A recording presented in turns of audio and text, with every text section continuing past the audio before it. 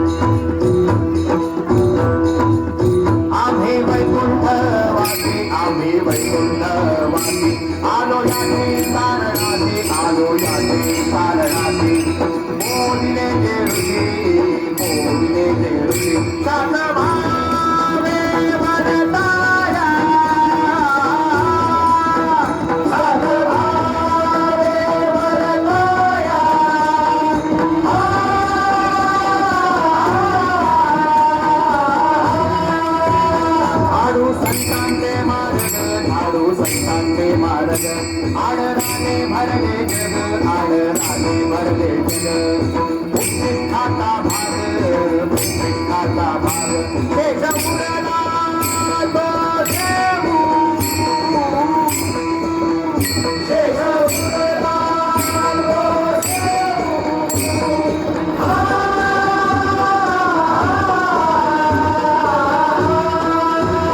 अर्धे लोपली पुराणे अर्धे लोपली पुराणे दास केला शब्द ज्ञाने दास केला शब्द ज्ञाने विषय लोभी मने विषय